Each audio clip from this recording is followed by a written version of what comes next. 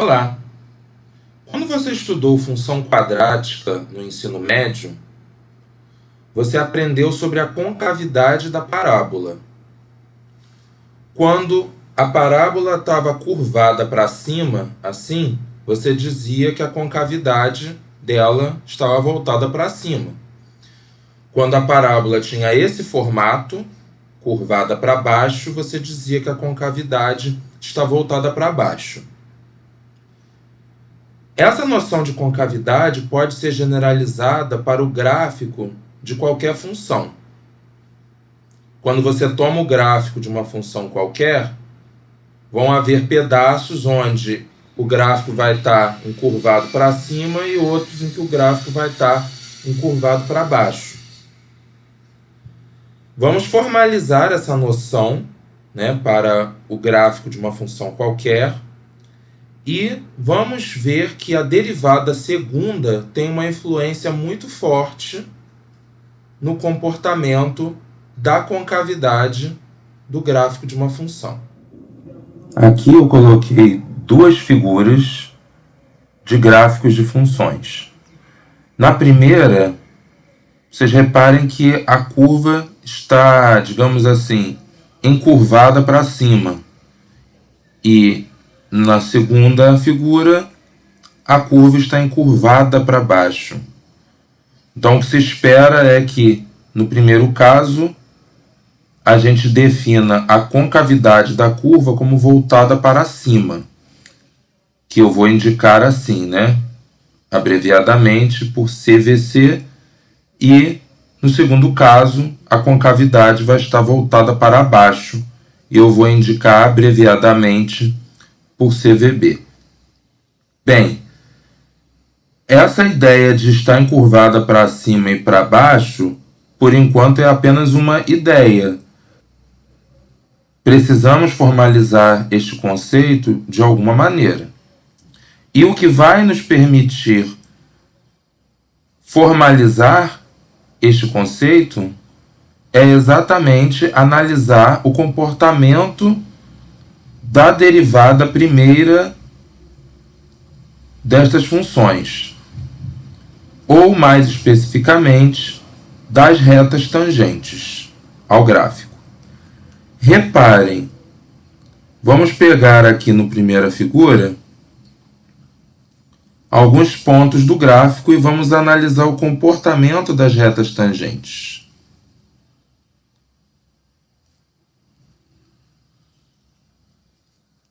O que está acontecendo com as retas tangentes quando a gente aumenta o x?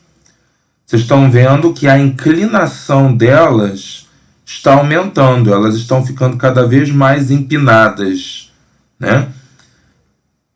Isso significa que a derivada primeira desta função, ela está crescendo, visto que é a derivada primeira que é o valor do coeficiente angular de cada uma dessas retas tangentes. Já nessa segunda figura, tomando alguns pontos, a gente percebe que a situação é oposta, As retas tangentes, elas estão ficando com uma inclinação menor quando a gente aumenta o valor do x. Ou seja, o valor da derivada primeira está diminuindo quando a gente aumenta o valor do x. Então, nós vamos dizer formalmente que a concavidade do gráfico está voltada para cima em um determinado intervalo quando a derivada primeira for crescente, neste intervalo. E diremos que a concavidade vai estar voltada para baixo em um determinado intervalo da reta quando a derivada primeira for decrescente. Por que eu estou falando de ser crescente ou decrescente em um determinado intervalo? Isso porque a concavidade da curva ela pode mudar ao longo do domínio. nós podemos ter uma situação assim, onde em um determinado intervalo a concavidade está voltada para baixo, e em outro intervalo a concavidade vai estar alternada, voltada para cima. Este ponto do gráfico aqui é o que a gente chama de um ponto de inflexão. O que é um ponto de inflexão? É exatamente o local onde o gráfico alterna a sua concavidade. Nós veremos agora que o sinal da derivada segunda da função é o responsável por controlar a concavidade do gráfico desta função. Se a derivada segunda de f for positiva em todos os pontos de um intervalo i, então a função terá concavidade voltada para cima neste intervalo. Já se a derivada segunda for negativa em todos os pontos de i, então o gráfico de f terá concavidade voltada para baixo neste intervalo. Para fazer a demonstração disso, basta lembrar do que nós fizemos no vídeo anterior. Se a derivada segunda é positiva no intervalo i, repara, a derivada segunda nada mais nada menos é a derivada da derivada primeira. Nós vimos que quando a derivada de uma função é positiva, esta função é crescente. Então, concluímos que a derivada da f é crescente no intervalo i. E pelo que definimos aqui, quando a derivada for crescente, a concavidade é voltada para cima. Portanto, a concavidade do gráfico vai ser voltada para cima. No item B, quando a derivada segunda é negativa no intervalo i, lembramos que a derivada segunda é a derivada da derivada primeira. Lembramos também que quando uma função tem derivada negativa no intervalo, então essa função é decrescente no intervalo.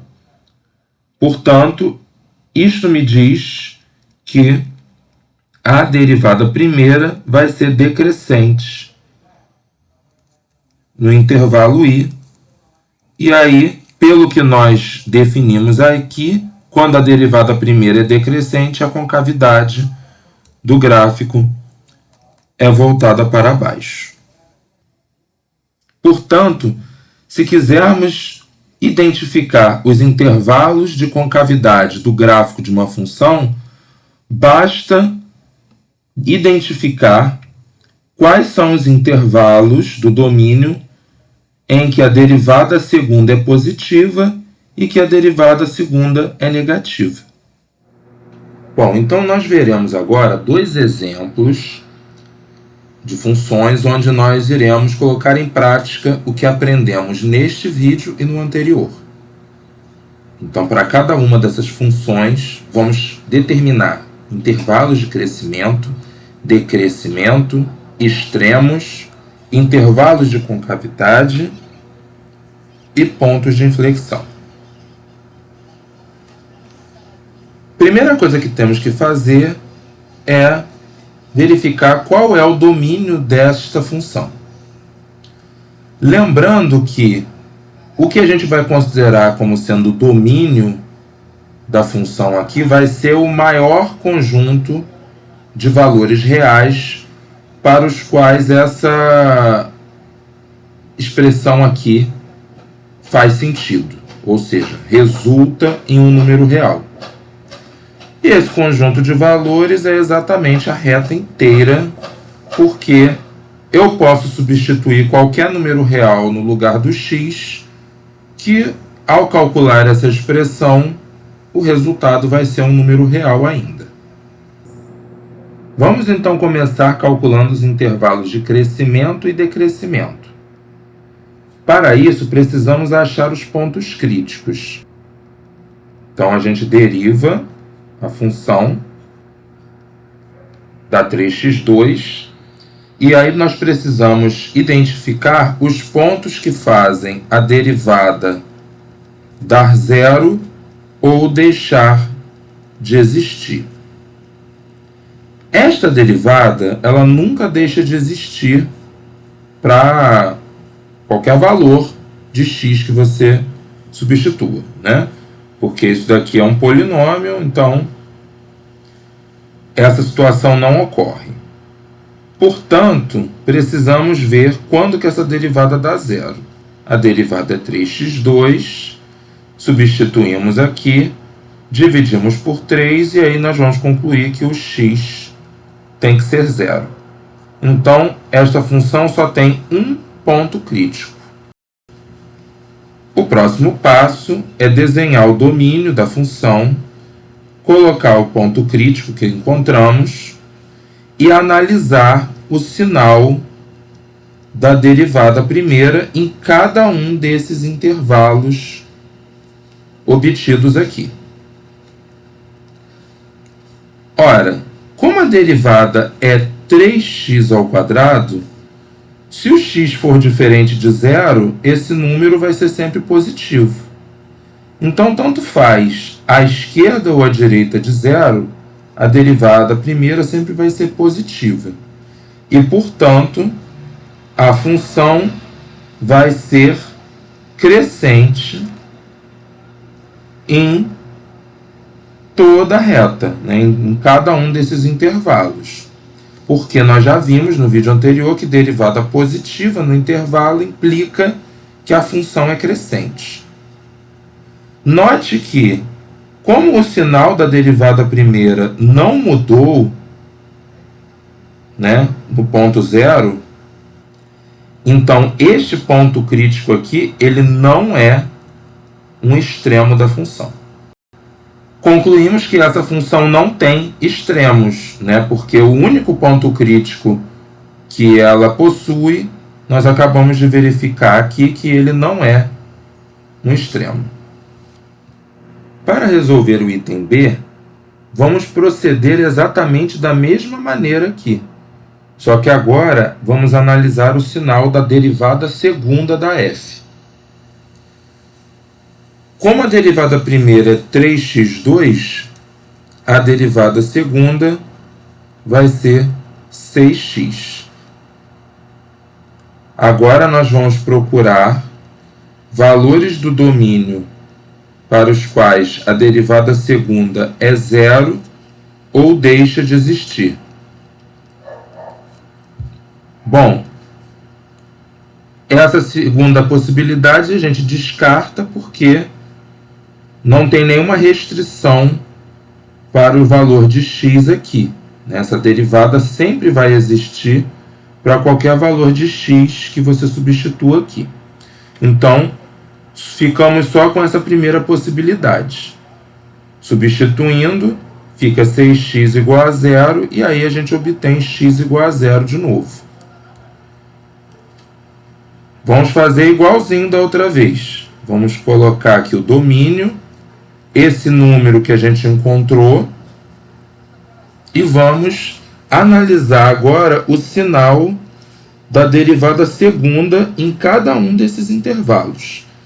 Então, se o x for positivo, 6x é positivo também. Se o x for negativo, 6 vezes x vai ser negativo. Quando a derivada segunda é negativa no intervalo, a concavidade fica voltada para baixo. E quando a derivada segunda é positiva no intervalo, a concavidade fica voltada para cima. Como aqui no zero a concavidade vai se alternar, nós vemos que o zero vai ser um ponto de inflexão da função. O gráfico dessa função, ela tem exatamente esse comportamento aqui, ó. Então a função é f de x igual a x3. Quando x é igual a 0, o y é 0, então o gráfico passa pela origem. E o gráfico é exatamente assim. Então a função em toda a reta ela é crescente, então o gráfico sempre vai subindo quando a gente anda para a direita. Do 0 para a esquerda, concavidade voltada para baixo, e do 0 em diante a concavidade fica voltada para cima, ilustrando que aqui no 0 a gente tem um ponto de inflexão. Então vamos fazer mais esse exemplo aqui. F agora vai ser raiz cúbica de x2 menos 1. O domínio vai ser a reta inteira, porque como a gente está com uma raiz cúbica, então não tem restrição para o sinal do número que fica aqui dentro da raiz. O que eu faço aqui é calcular as derivadas primeira e segunda da função, porque isso vai ser necessário para resolver os itens A e B. Eu transformo esse radical em potência e derivo. Baixo o expoente, tiro uma unidade do expoente, né? E aí 1/3 menos 1 dá menos 2/3, e multiplico pela derivada da base, né? Derivada de x2 menos 1 é 2x. Então a gente reorganiza esse produto aqui e a gente chega a essa expressão. E aí eu vou derivar de novo.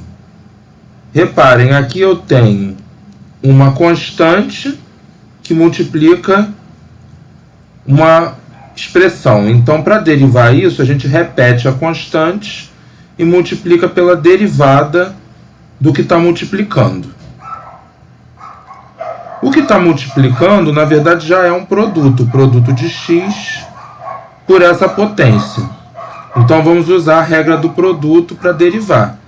Deriva o primeiro, 1, repete o segundo, mais repete o primeiro e deriva o segundo. E aí a gente usa a regra da cadeia de novo aqui. Baixa o expoente, tira uma unidade do expoente, da potência, e aí menos 2/3 menos 1 dá menos 5/3, e multiplica pela derivada do que está na base, 2x. Depois a gente reescreve essas potências colocando elas no denominador, né? E aí a gente troca o sinal desses expoentes, tiramos o MMC, e aí a gente junta tudo numa fração só. E aí quando a gente resolve, né, a expressão que aparece no numerador, a gente chega nessa expressão aqui. Para o item A, a gente tem que pegar a derivada primeira, que calculamos, e ver onde ela dá zero ou deixa de existir, porque assim a gente vai estar calculando os pontos críticos. Essa derivada ela pode ser reescrita assim, né? Quando eu pego esse denominador, que é uma potência de expoente fracionário, e reescrevo ele como uma raiz, como um radical. Notem que esse denominador sempre vai ser positivo, porque aqui nós temos um quadrado, né, de um número, portanto positivo, multiplicado por 3. Então vamos lá, vamos achar os pontos críticos. Então, onde que essa derivada dá zero? A derivada primeira é igual a zero quando o numerador é zero, né, já que é uma fração. Então, 2x igual a zero, e aí a gente conclui que x é igual a zero. Bom, e quando que a derivada deixa de existir? Nesse caso, ela deixa de existir quando o denominador dá zero. né, dessa fração. Esse denominador dá zero exatamente quando o que está aqui dentro do radical dá zero. Então, x2 menos 1 é igual a zero. Jogando menos 1 para o outro lado, tá? x2 igual a 1. E aí, tirando a raiz quadrada, x é igual a mais ou menos 1. Então, achamos 3 pontos críticos no total. 0, 1 e menos 1. Reparem que eles são pontos críticos de fato porque todos eles estão no domínio da função. E aí a gente faz o desenho aqui da reta, coloca os pontos críticos que a gente encontrou e analisa o sinal da derivada primeira. Notem que como o denominador é positivo, o sinal dessa derivada vai depender única e exclusivamente do numerador. Se eu pegar x positivo, 2 vezes x vai ser positivo, e aí vai ficar mais com mais, vai dar mais. Então, esses dois intervalos aqui, à direita do zero, o sinal vai ser positivo. Já se eu pegar x negativo, o numerador vai ser negativo, menos com mais, menos. Então, a gente obtém derivada negativa nesses dois intervalos. Portanto, a função f vai ser decrescente nesses dois primeiros intervalos e crescente nos seguintes. Como no menos 1 e no 1 não tem alternância de sinal da derivada, né? Eles não vão dar extremos para a função. Mas no ponto zero, a gente vai ter um extremo. Porque se a função à esquerda do zero decresce e à direita cresce, então é porque nós temos um mínimo local no x igual a zero. Para o item B, nós também reescrevemos a derivada com esse denominador aqui sendo um radical e procuramos por pontos em que a derivada segunda dá zero ou deixa de existir. Para a derivada segunda dar zero, o que teria que acontecer? O numerador dessa fração teria que dar zero. Então, menos 2 vezes x2 mais 1 teria que ser zero. Dividindo por menos 2, a gente chega a x ao quadrado mais 1 igual a zero.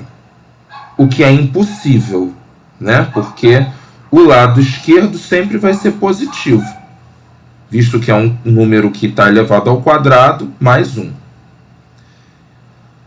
Bom, e aí agora a gente vê quando que a derivada segunda não existe.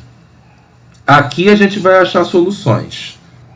Para que essa derivada segunda não exista, esse denominador tem que dar zero, né? E aí isso só acontece se o x for mais ou menos 1. Então, achamos esses dois pontos aqui, 1 e menos 1, candidatos a dar ponto de inflexão. Reparem que eles estão no domínio da função. Organizamos esses valores aqui, né? Menos 1 e 1 na reta, e analisamos o sinal da derivada segunda. Então, para saber, por exemplo, qual é o sinal da derivada segunda nesse último intervalo, eu pego aqui o 2, por exemplo, que está aqui, jogo lá na derivada segunda e vejo qual vai ser o sinal, vai ser negativo. Aí eu faço a mesma coisa para os outros intervalos. Aqui, por exemplo, eu pego 0, né? Jogo o 0 lá e vou ver que o sinal vai dar positivo, né? Aqui, ó. Se você jogar 0 aqui, vai dar menos 2 e aqui vai dar menos 1. Então vai dar menos com menos mais. Depois de descobrir qual é o sinal da derivada segunda em cada intervalo, a gente conclui, olha, nesse primeiro e nesse último, sendo negativo, a concavidade vai ser para baixo. E nesse que é positivo, a concavidade vai ser para cima. Como a concavidade se alterna em cada um desses números, então a gente conclui que essa função vai ter 2 pontos de inflexão.